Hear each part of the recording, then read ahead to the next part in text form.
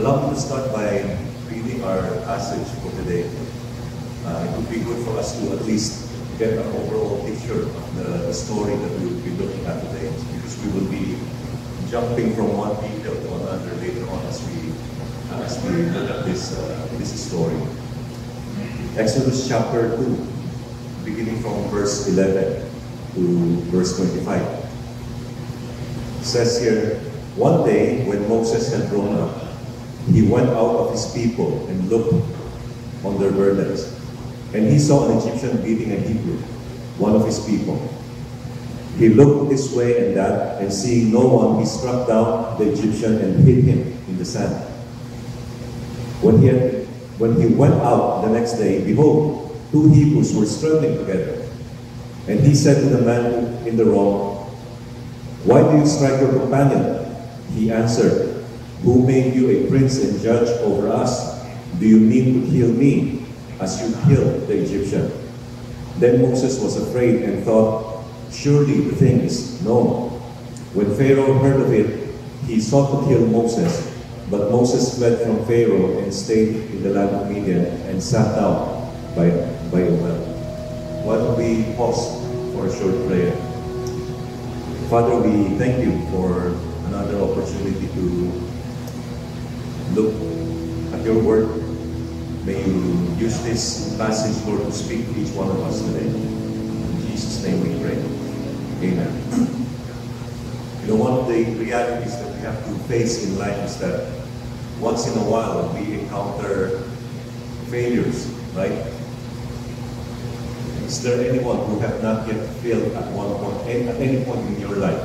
Never experienced failure? No, none of us, right? Because it's a common experience. All of us experience failure at one point in our life. Sometimes we take exams in school, we fail in our exam. Sometimes we may start doing something and we're not able to finish it, right? Because of some things that happen. So, I mean, failure is a common experience for everyone. And so there's nothing really to be ashamed of, right? The thing is, once we encounter failure in one form or another, how do we respond? I think that's the most important thing, because the way we respond to whatever and setbacks that we experience is very important in the way how we move on and how we move forward in our life. Whether it is in the area of studies, business, or even in relationship. All of us at one point in our life will experience failure. But what is more important is that we are able to once again get back up and continue to move forward. You know, I don't know if you have noticed that in the recent, maybe the past 10 or 5 years, we hear of many incidents of suicide, right? Sometimes even as young as teenagers who will commit suicide. And this is a sad fact, right? And we don't, this is nothing to celebrate. In fact, this is something that is preventable if we are able to somehow encourage people and somehow enable them to rise up, regardless of the kind of incidents or setbacks that they experience in life.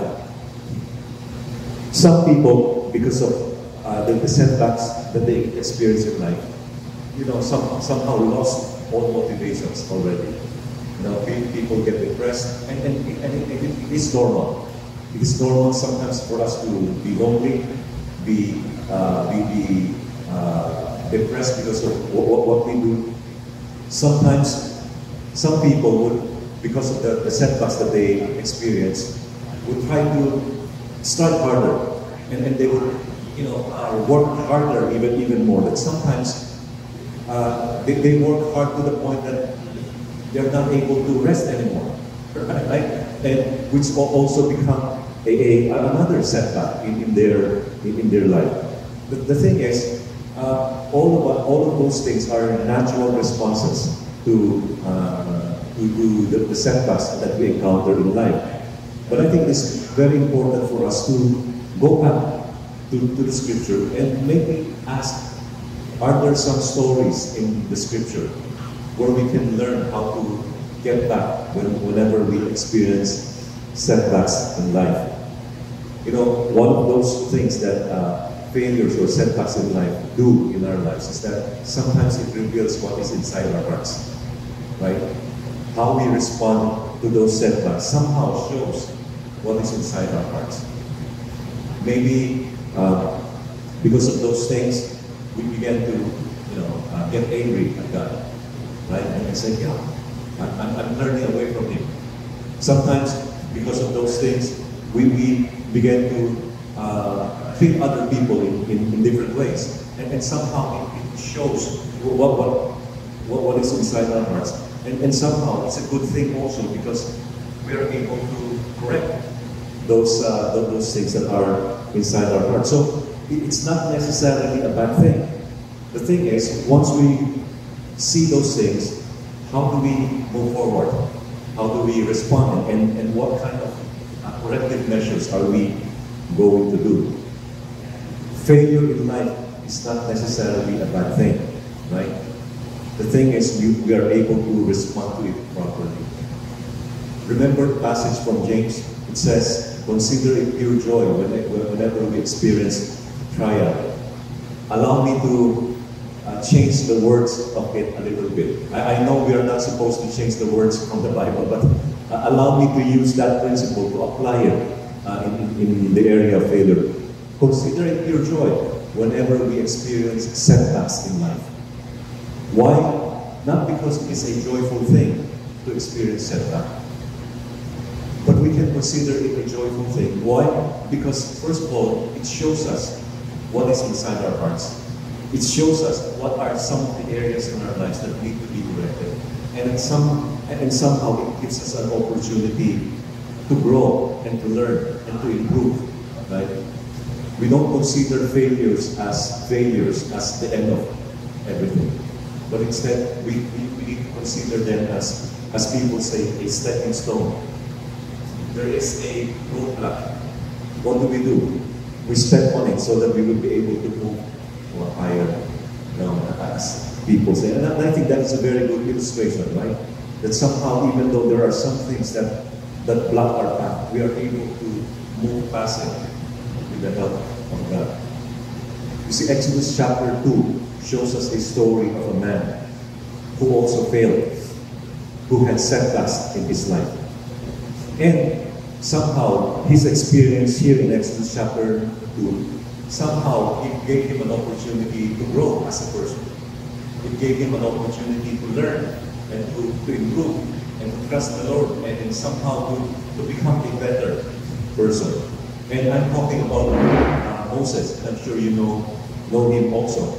And this is a story I'm sure you're very familiar of also. Moses, as we know, was a Levite, right? He was born to a Levite couple. And he was born when the nation of Israel were still slaves in Egypt. Now, imagine their condition at that time. They were not, occupying should be called a good position in the society. They were slaves at that time, right? And so somehow just imagine the hardships that these people would be going through in the hands of the Egyptians. One thing that is good that happened to Moses is that, the daughter of Pharaoh adopted him, somehow made him her own son. And another good thing is that even though he grew up in the palace of Pharaoh, he had the opportunity also to grow with his mother, right? Because his own mother became his nurse, which is a very nice arrangement. Imagine she was being taken care of by the daughter of Pharaoh, and yet he has a yaya, and his own yaya is his own mother who's taking care of him. And I think that is somehow a very nice arrangement, right? And in a way, not so ideal, yet at the same time it is ideal. Right? He grew up in a wealthy family, so to speak, because of he was adopted by Pharaoh's daughter, and yet at the same time, his mother had a chance to train him. His mother had a chance to teach him, right? And so, no wonder he grew up loving his people also. He grew up knowing that he was not an Egyptian. He grew up knowing that he was an Israelite, and that those slaves are his people. And so, no wonder he grew up loving his people as well, right?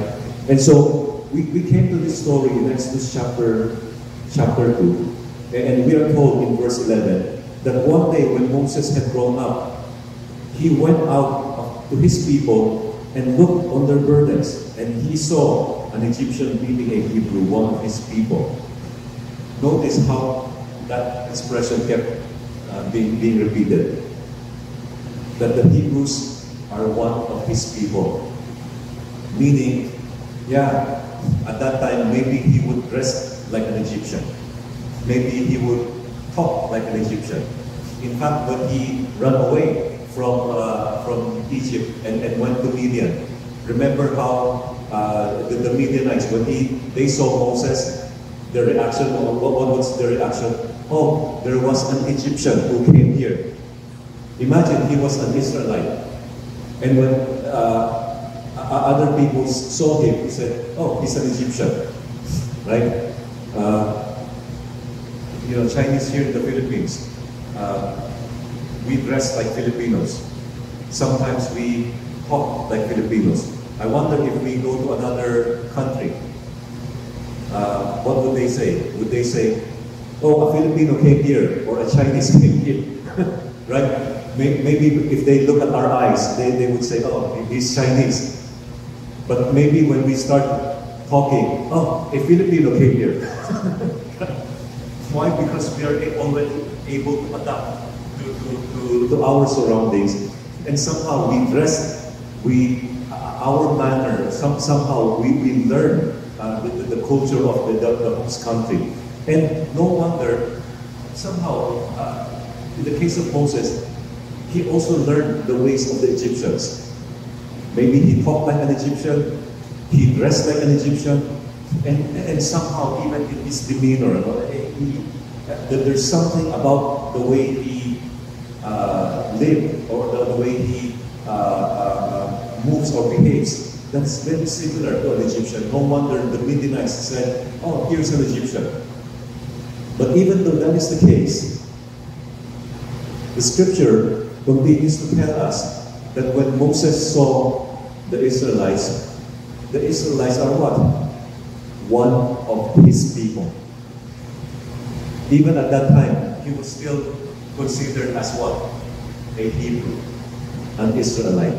And somehow, even with that, there remains a bond, a connection between him and the Israelites. And because of that, somehow, seeing the difficulty, the atrocities that the Israelites were going through at that time, he still cared for his people.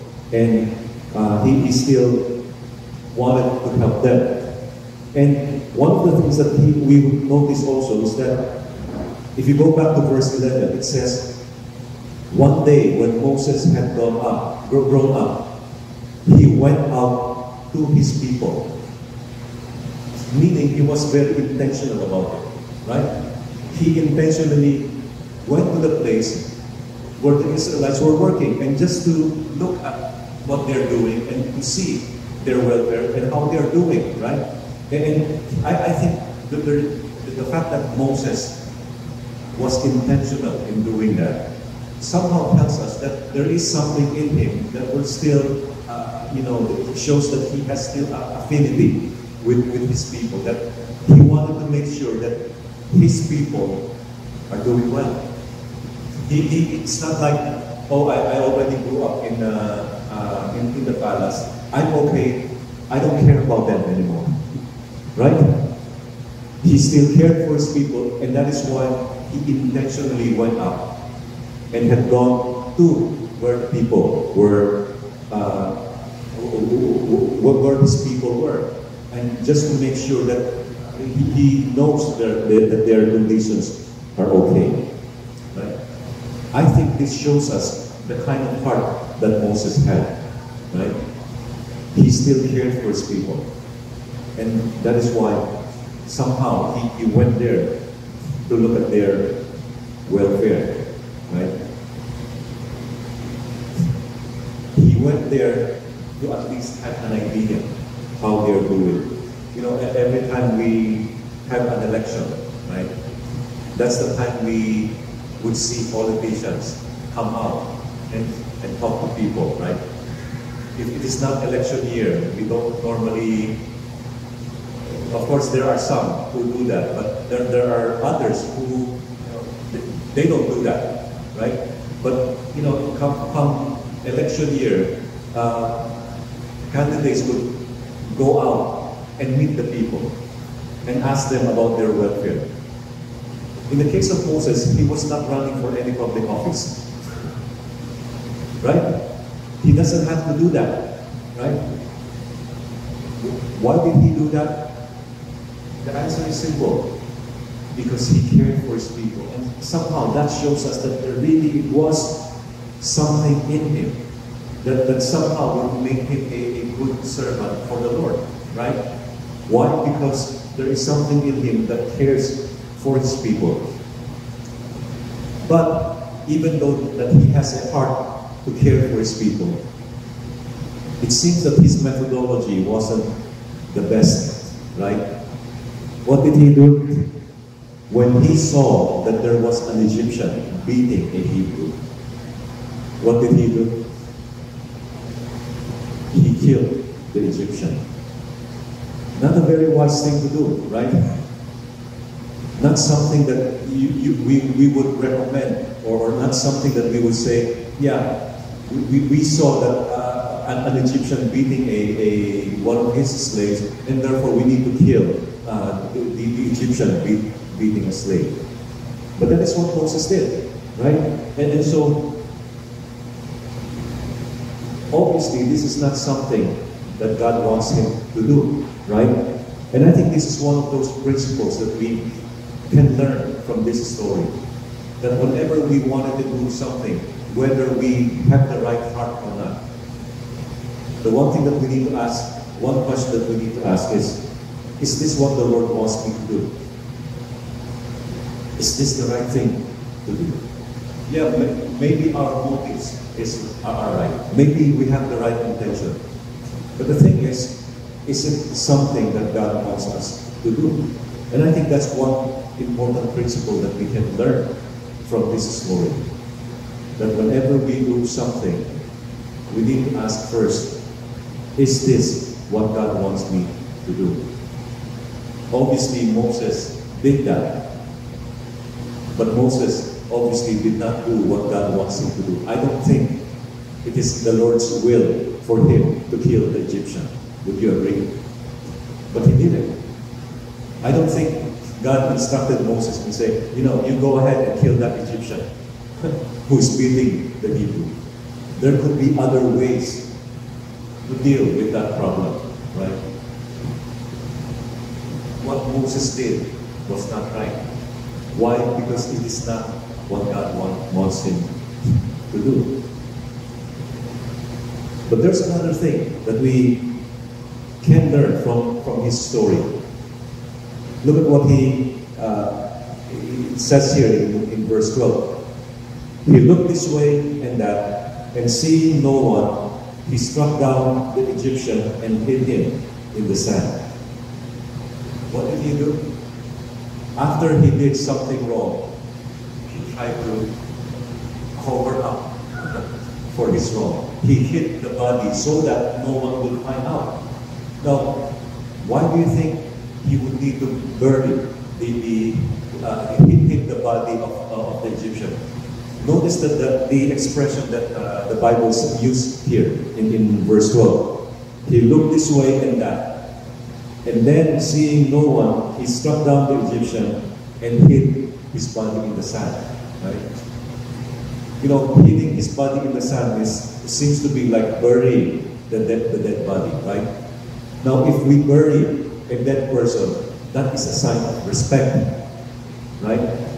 But I don't think Moses, when he hit the body of the Egyptian in the sand, it was a sign of respect that he wanted to give that person a decent burial.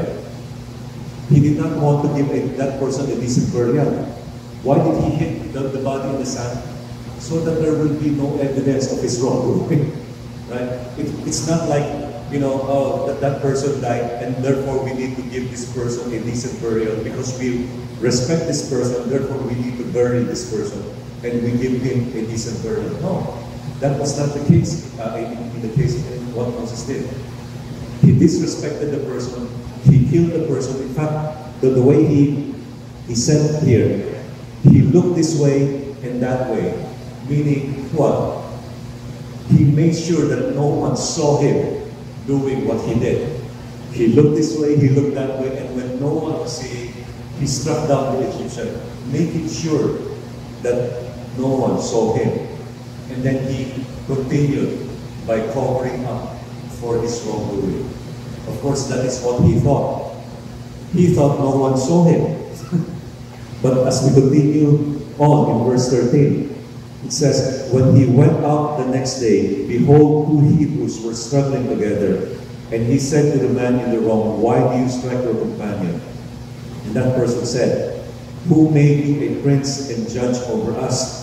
Do you mean to kill me as you killed the Egyptian?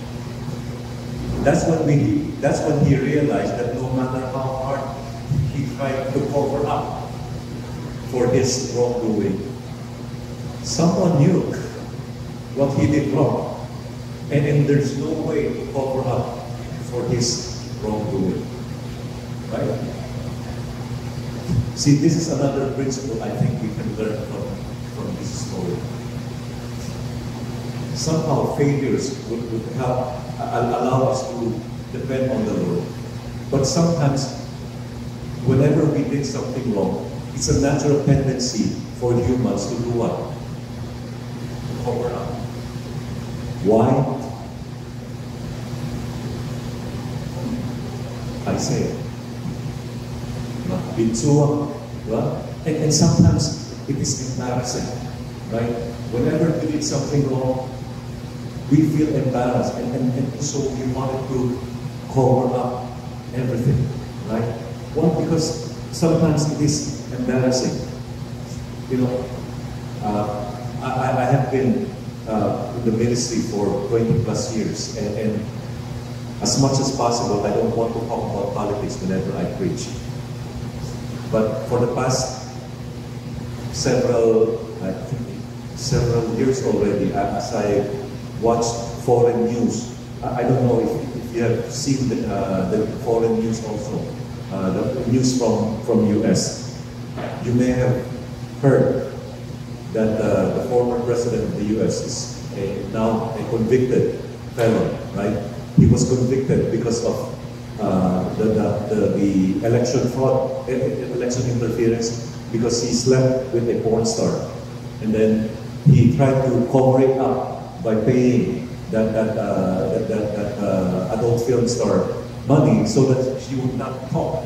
And so that would not somehow affect his presidential bid way back in 2016. And now it was discovered, it was tried, and now he was convicted because of what he did. I'm talking about the former president of the US, Donald Trump, right? And he was convicted because of that. What happened during that time? There was a wrongdoing, right? And because he wanted to win the election, what did he do? Cover up everything. And indeed, he won the election in 2016. He didn't win the popular vote, but at least he won the electoral college vote, and then he became the president of the US. But after his term, somehow that thing came up, and it was revealed, and now he was tried, now he was convicted. And as I've said, as much as we don't want to discuss politics whenever I preach.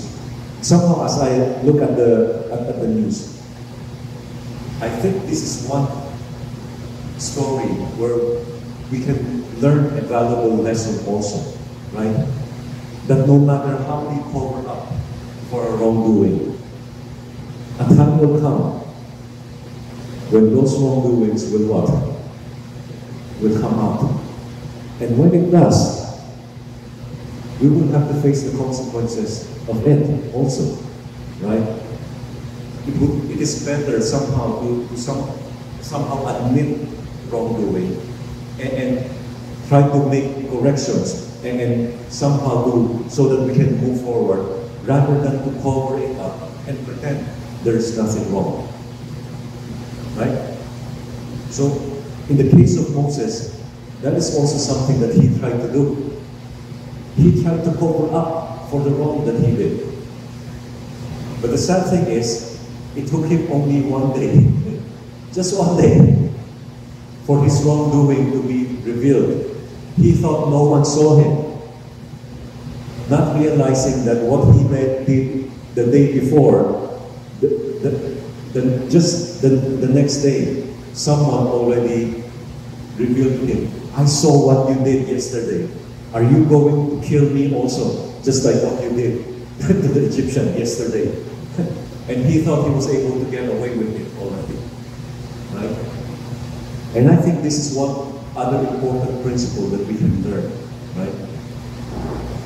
Whenever we did something wrong, what do? Admit it, right? Admit our wrong. And said, yeah, I did something wrong. And if we need to, make amends for the wrong things that we do it so that we can move forward. And we don't have to stay in that situation for a long time. Going back to that story of, pardon me, my son is here, and he witnessed how sometimes I would spend a long time watching news about this story. One thing that is difficult about the politics is that there was a wrongdoing that was done. Yet there are people around him that is talking on his behalf, right? And that is the dangerous thing also. If we are able to convince people that we have done nothing wrong, and then there are people who are, helping us to cover up our wrongdoing. That is the most dangerous thing. Why? Because the wrongdoing will not be corrected. And that's why it's very important for us to learn this lesson. That whenever a wrong that has been done, take the initiative to make the necessary correction already. And this is one lesson that Moses had to learn the hard way. Imagine it took him 40 years to rehabilitate, right? After he was removed from, after Exodus chapter 2, it took him 40 years as a shepherd for God to somehow mold his character. And for God to say, yeah, he's now ready to lead the people, the Israelite people out of Egypt, right? Imagine, at that time, he was in some ways, he already had that quality, right? That leadership quality to lead the people of Israel. He already had that part to care for the people. In fact, he was the one taking initiative to find ways on how to care for his people. He was taking the initiative to look after them, to look at their welfare. Nobody told him to do so, right? But somehow I think the most important thing that God wants to see in Moses is not his intention or his skill. The most important thing that God wants to see in Moses is what? his character. Right? And so somehow, Moses had to learn that if there's something wrong that we did, it would be good for us to bring them to light by ourselves and somehow make the necessary corrections if we have done something wrong. But there is a third thing I think we need to learn from this. And that is the timing of the Lord, right? When we look at verse 15, it says, when Pharaoh heard of it, he sought to kill Moses, and Moses fled from Pharaoh and stayed in the land of Midian, and he sat down by a well. And we know the story that follows. He went to Midian, and he spent 40 years of his life there as a shepherd. Now, what Moses did at that time shows that somehow he knew the sufferings of the Israelite people at that time. Was that a good thing? Yeah, that was a good thing. It is very important for Moses to have the heart to care for his people. Moses took the initiative. Moses went to where his people were at that time and tried to see, tried to understand the welfare of the people. Was that a good thing? Yeah, of course. It's a good thing that he somehow took the initiative to understand and to learn and to see how his people are doing. Were those two qualities necessary qualities for him to become a leader? Yeah, they are, right? But there is something else that needs to be somehow owned in Moses. Moses, before he went to Midian, seems to be a fierce person. Yeah, somehow he saw that someone was being mistreated. What did he do? I'm going to kill that person who is mistreating my people, right? Which is not a good thing, right? And so somehow there is something about Moses that needs to be corrected also at that time. And of course, the timing of the Lord is perfect. Do you remember how many years did Moses spend in Midian before he eventually went back to Egypt to save his people from the Egyptians? 40 years. 40 years. That's a long time.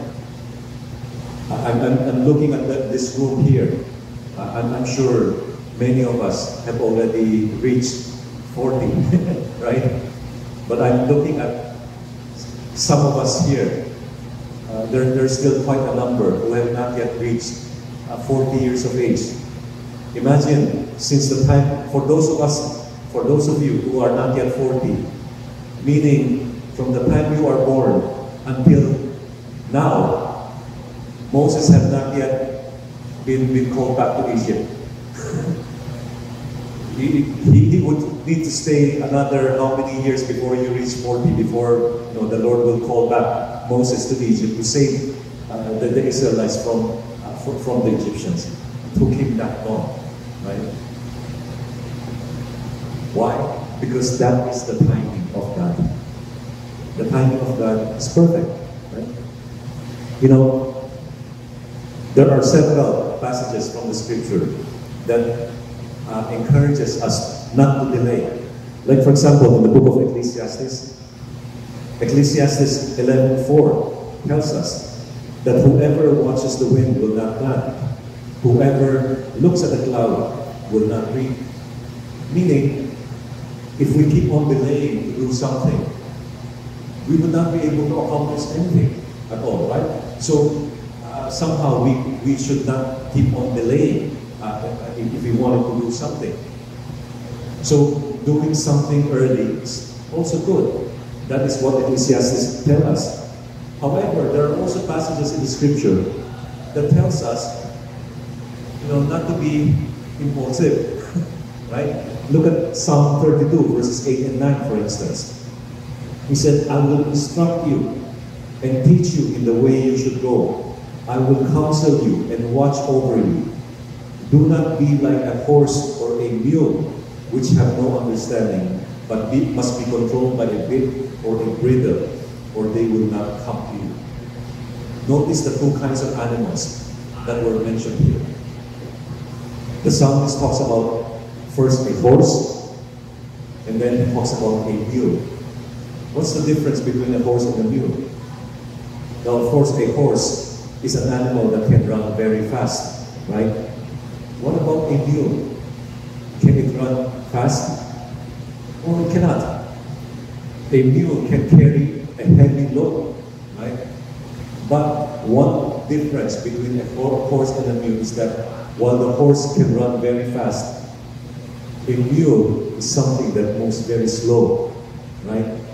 And the psalmist was saying that the Lord was saying to his people, don't be like a horse or a mule. Meaning, don't run too fast and don't be too slow. Why? Because we have to ask, what is the timing of the Lord? Right? And that is why the Lord said, I will instruct you and I will teach you in the way you should go, and I will watch over you. Meaning, you don't have to be too fast, you don't have to be too slow. The timing of the Lord would be the best. And somehow, at that time, Moses seems to be,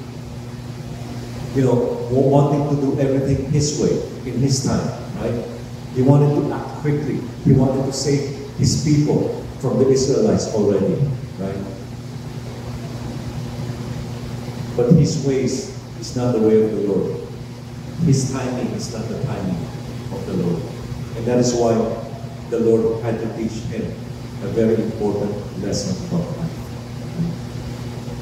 Now, based on what Moses experienced, did he fail? Did Moses fail at that time? Perhaps we can say, yes, he did. But was he a failure? I don't think so. You see, failing and being a failure are two different things, right?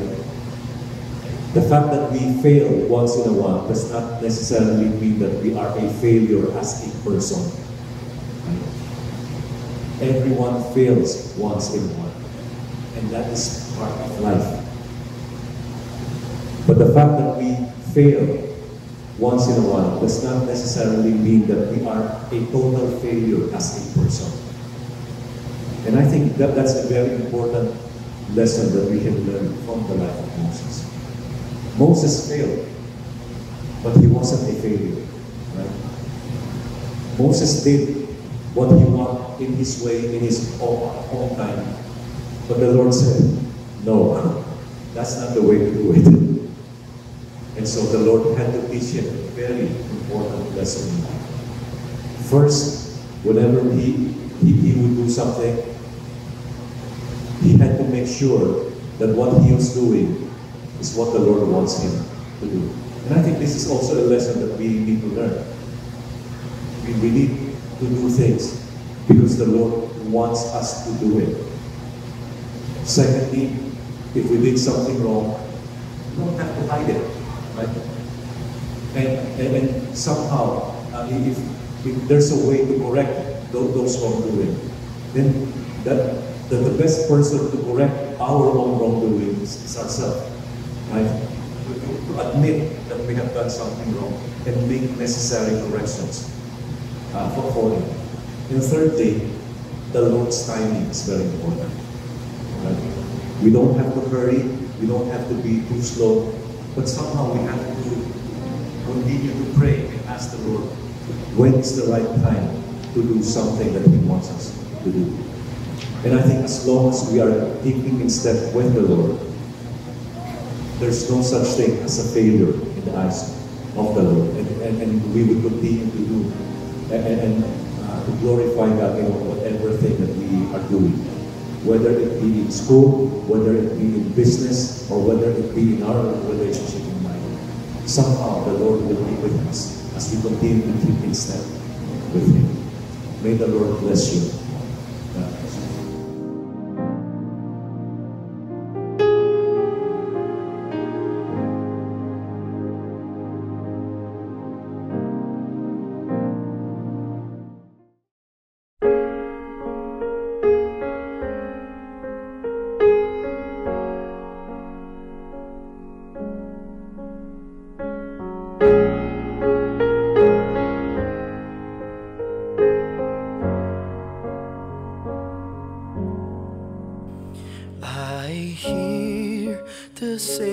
forsake. Thy strength indeed is small. Child of weakness, watch and pray. Find in me thine all in all. Jesus paid it all to him I owe. Sin had left a crimson stain, he washed it white as snow. Lord, now indeed I find thy power, and thine alone can change the leper's spot and melt the heart of stone. Jesus paid it all to him I owe. Sin had left a crimson stain, he washed it white as snow.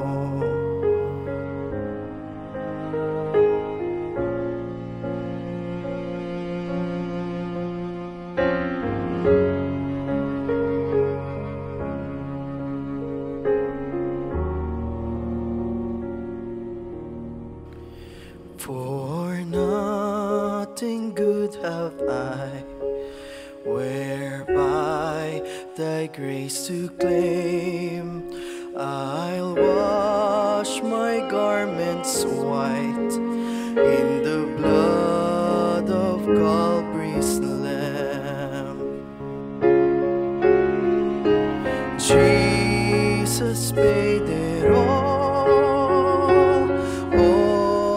to him I owe. Sin had left a crimson stain, he washed it white as snow.